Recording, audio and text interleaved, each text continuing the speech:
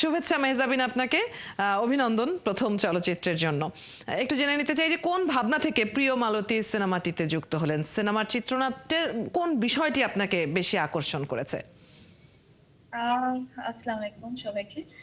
আহ, আমার এই কাজটাতে পার্টিসিপেশনের কিংবা এই চলচ্চিত্রতে প্রিয় মালতী হবার মূল কারণ ছিল এটার গল্প। আমাকে যখন শঙ্কু ভাইয়া গল্পটা শোনালেন, আমার কাছে মনে হয়েছে ওনার গল্পের মধ্যে অনেক নতুনত্ব আছে।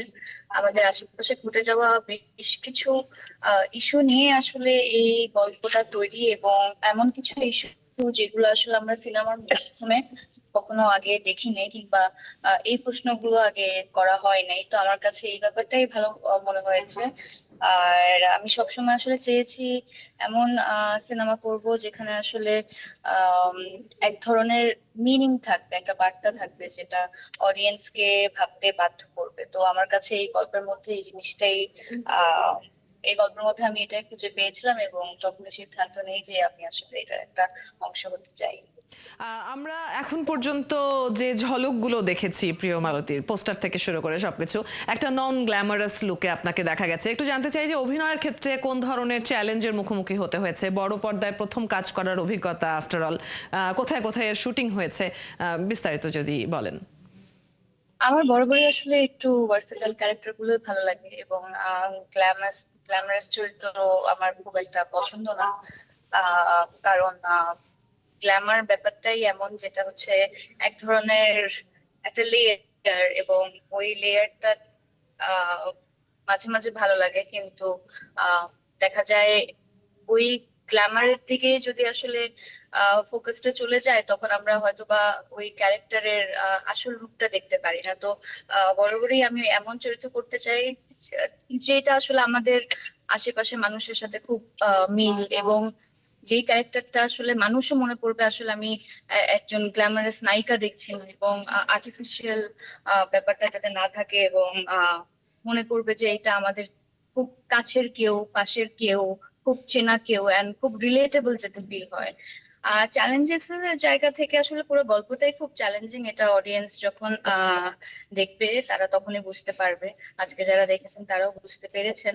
এবং অনেক ধরনের চ্যালেঞ্জেস এর মধ্যে আসলে যেটা ছিল, দেখা যায় আমাদের স্পেশালি যখন আহ গরমকাল শুরু হয়, তখন দেখা যায় আমাদের আশেপাশে অনেক বেশি আগুন লাগা শুরু হয়ে যায়।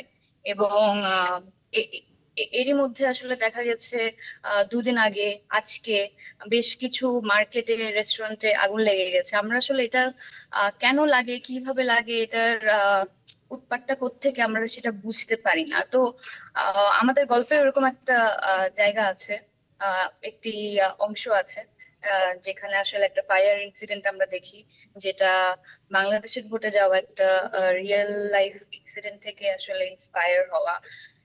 তো আমার মনে হয় ওই পার্টটা করতে আমাদের কাছে আমাদের সবার আসলে অনেক বেশি চ্যালেঞ্জ ফেস করতে হয়েছে। কারণ আমরা তো আসলেই কোনো একটা ভবন বা কোনো একটা জায়গা ইন রিয়েল পুড়িয়ে ফেলতে পারবো না। তো ওখানে কিছু বিষয় ছিল যেটাকে আমাদের খুব অথেন্টিক ভাবে দেখাতে হবে, খুব রিয়েল মনে হতে হবে, একটা সিনেম্যাটিক এক্সপিরিয়েন্স পাবে মানুষ।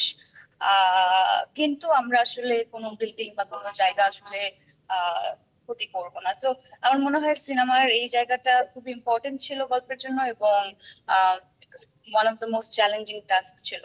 তাছাড়া ঢাকার বিভিন্ন জায়গাতে আমরা শুটিং করেছি। শাঁখারীবাজার, পুরান ঢাকা, আহ আরো বরিশাল মেহজাবিন, গিয়েছি আমরা। আপনাকে একটু থামাতে হচ্ছে।